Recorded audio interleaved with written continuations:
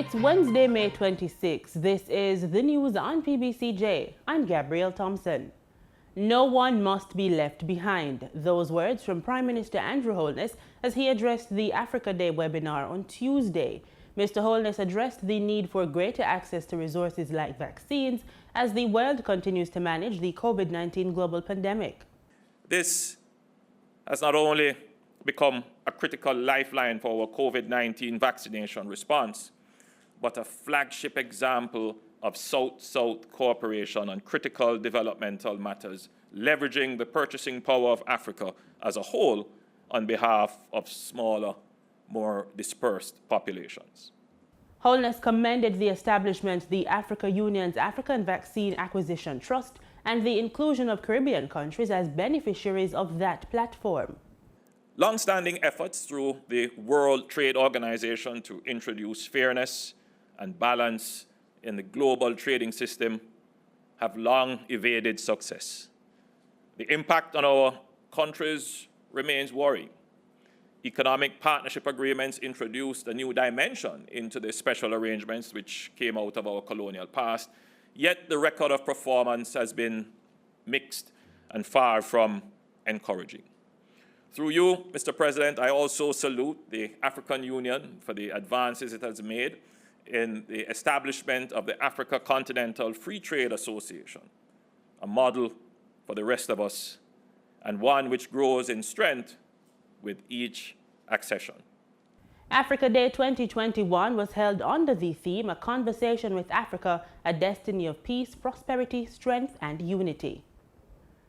Just about 37,179 students are set to sit the Grade 6 Ability Test component of the Primary Exit Profile PEP today, May 26. Education Minister Favour Williams says the ability test will be presided over by contracted persons who are external to the schools. She says COVID-19 protocols are being observed at all examination centres. Minister of National Security Dr. Horace Chang says forensic science is at the new frontier of swift justice in Jamaica. He says the work being done at the Institute of Forensic Science and Legal Medicine in Kingston has leveraged the investigative capabilities of the police force and strengthened the case files before courts. He highlighted the work being done by the Institute during his contribution to the sectoral debates in Parliament on Tuesday. Simone Absalom Gale reports. Last year, the Institute got a $3 million upgrade with features including a training room, library, access control, fire suppression, and the National DNA Database. Of note, Madam Speaker, for the set of trials that were scheduled in Home Circuit Court for 2021, my friend Minister of Justice, 2021 Easter term, the Institute has already completed its work and issued the ballistic certificates for 99% of the cases ahead of receiving requests. And when this data was collected, it was shown by the director that they'll be 100% today when I speak. He says officers of the law can now fight crime with irrefutable forensic evidence. The work of the Institute has been very crucial to the reactivation and solving of several cold cases because of the ease with which they can get DNA and ballistic databases and compare with what was there before. Meanwhile, plans are being made to construct an autopsy suite for forensic work. We will break ground for the autopsy suite later this year on Orange Street, downtown. By short order.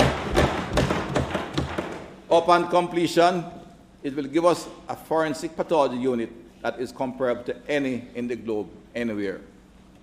Dr. Chang is encouraging members of the public to visit the Forensic Institute's website at www.ifslmja.gov.jm. For the news on PBCJ, I'm Simone Absalom Gale. The Public Broadcasting Corporation of Jamaica PBCJ complex at South Odeon Avenue is now the home of multidimensional murals forming part of the Ministry of Culture's Paint Up Your Creative Space initiative. Culture Minister Olivia Grange visited the historic complex on the weekend to view the murals and announced the commissioning of a cricket Wall of Fame and Walk of Fame at Sabina Park on South Camp Road in Kingston. The Wall of Fame is to showcase 19 of Jamaica's cricketing legends. we are using the entire wall to depict the history, to have creative expressions, and also to promote our icons, our cricket icons. The ongoing mural project began in December 2019 and is a partnership between the Kingston and St. Andrew Municipal Corporation and the Ministry of Culture, Gender, Entertainment and Sport. Minister Grange never gave a dollar figure for the initiative's budget, but cited it as a significant part of the island's development program. She also announced plans for the project's expansion across the island. She has already met with the Urban Development Corporation, UDC, to discuss art for the Montego Bay area. It's difficult for me to tell you a figure at this time, but let's say it's a significant part of our cultural development program and our art program.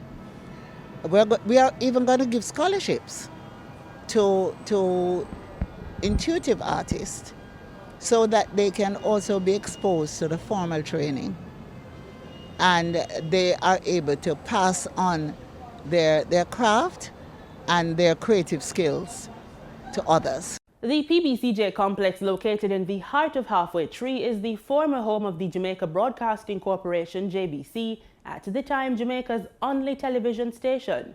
Minister Grange cited the complex as a heritage site, making it a suitable place for the murals.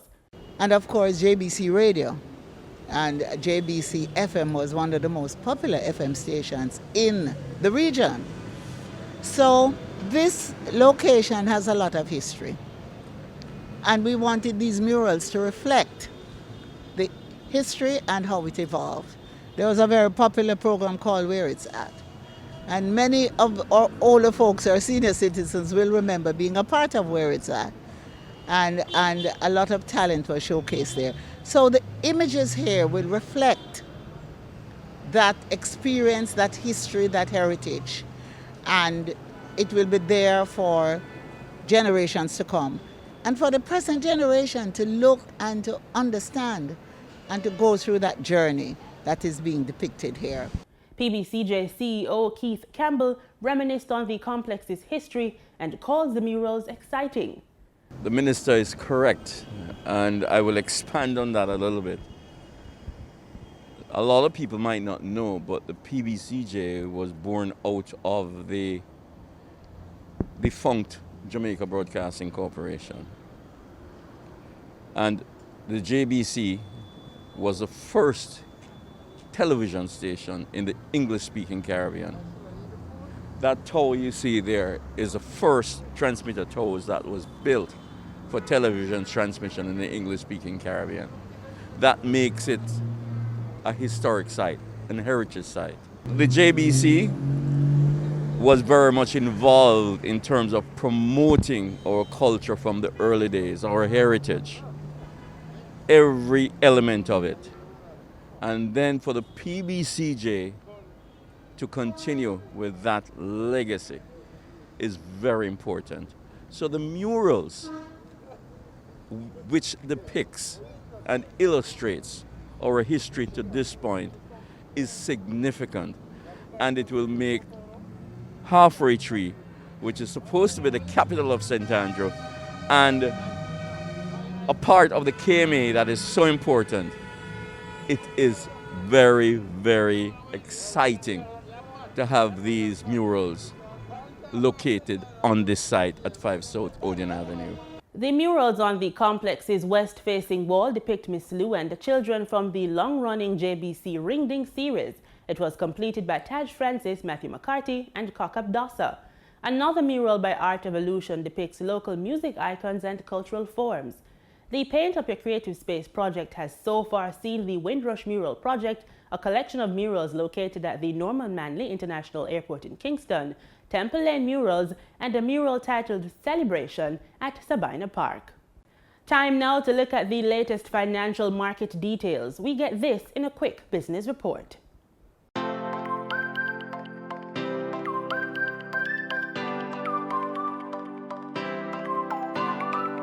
In Tuesday's trading session, the JSE Combined Index declined by 1,023 points to close at over 400,000 units. Overall market activity resulted from trading in 95 stocks, of which 40 advanced, 44 declined, and 11 traded firm. The junior market index declined by 21 points to close at over 3,000 units. Stocks advanced for 138 Student Living Jamaica Limited, 1834 Investments Limited, and Access Financial Services Limited. Stocks declined for Barita Investments Limited, Berger Paints Jamaica Limited, and Cargo Handlers Limited. Trading firm were AMG Packaging and Paper Company, CAC 2000 9.5% preference shares, and Community and Workers of Jamaica CCU deferred share. Wigton Wind Farm Limited ordinary shares was the volume leader with 4.9 million units, followed by Lumber Depot Limited with 2.7 million units, and Future Energy Source Company Limited ordinary shares with 2.2 million units. In foreign exchange trading for Tuesday, May 25, the US dollar sold for an average $149.88. The Canadian dollar ended trading at $125.04. The pound sterling traded for $212.16, and the euro sold for an average $185.92. Oil traded in a narrow range on Wednesday, supported by optimism about improving U.S. fuel demand and a weak dollar, but with the prospect of returning Iranian oil keeping any gains in check. Citing American Petroleum Institute figures, two market sources said the Northern Hemisphere's summer driving season and the lifting of coronavirus curbs have pushed up demand, pushing down U.S. crude oil and fuel inventories last week. Brent crude futures rose 3 cents at $68.68 a barrel. West Texas Intermediate futures dropped 11 cents or 0.2% at $65.96 a barrel.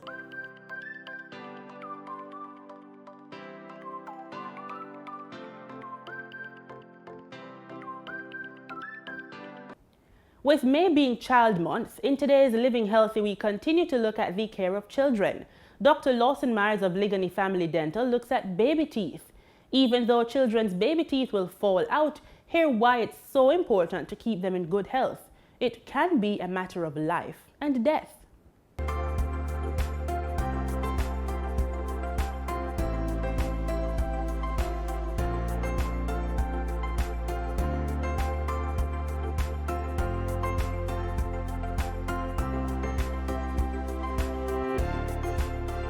Today I'm in the parish of St. Anne on the beautiful Cranbrook Estate, home of New Generation Camp since 1995. This action camp has something special. In fact, I'm going to take you to see something you've never seen before. And our first stop will have us talking about tooth decay in our children. Follow me as we appreciate the value of good oral health.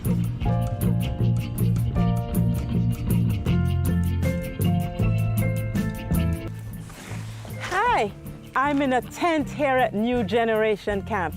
I've been to many camps before in my youth, but never in a tent. So many fabulous childhood memories were formed. It's so important for our children to be healthy. And even though people think that baby teeth will fall out, it's important for them to be in good health as well, because you need healthy teeth to have a good nutrition. You also need healthy teeth to maintain the space for permanent teeth when they come into the mouth.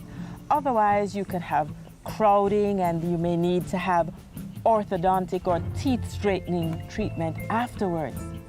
Listen, tooth decay means that there's dental disease, and a small cavity can quickly grow to something quite painful and may lead to swelling of the jaws, which may ultimately, believe it or not, cause death due to an infection in the brain, or cause a swelling that may close off the airway, or may cause an infection that goes into the blood known as sepsis.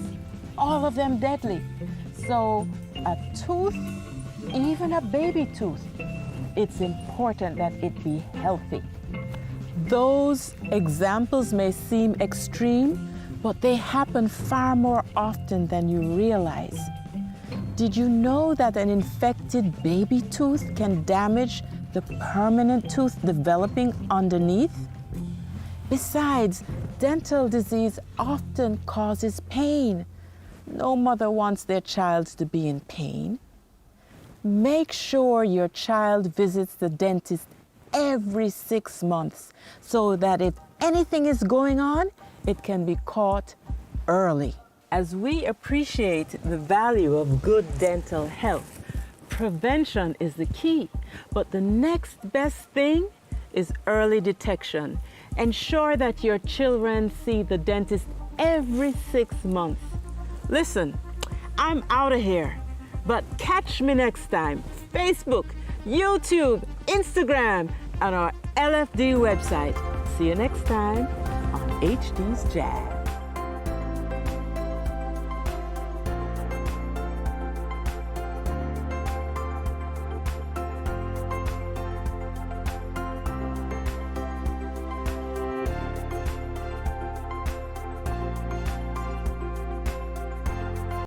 In regional news, one day after a 2-week lockdown took effect on Address and Cat Island in the Bahamas, the country's health minister is insisting the measures were absolutely necessary, given the amount of resources on that island.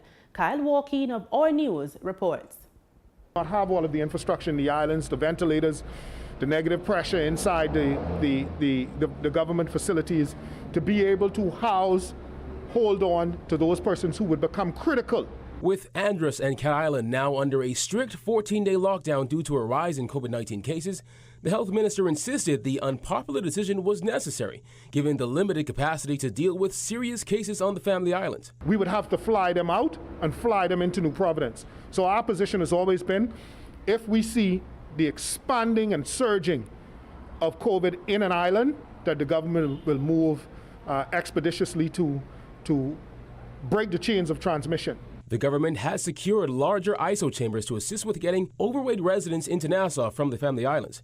It's been an issue since the start of the pandemic. We had an individual in Central Andros who was severely obese with COVID, and we were able to use the larger pods and the help of the Defense Force individuals to get that individual on the air ambulance and to be able to bring them into New Providence. So we've addressed it. Now, when it comes to securing more vaccines, the health minister says the Bahamas should actually have even more in the country by the end of the week. With over 52,000 people having gotten their first dose of the AstraZeneca vaccine, Wells said another 30,000 doses are expected in country by weekend. And that's the good news.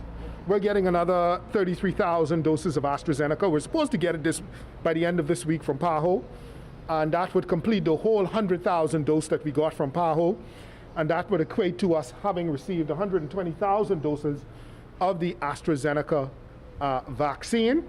Wells recently addressed the World Health Assembly, where he said the Bahamas was praised for its handling of the pandemic. But the overall processes as to how we dealt with COVID in the Bahamas, the testing, the bed capacity, the space, all of those were what we shared, and how we were able to get the kind of results we got during the second wave. And so we really moved healthcare forward. We did it during a time of crisis, but we were able to move healthcare forward in a very aggressive and progressive way. For Our News, I'm Kyle Walkeen.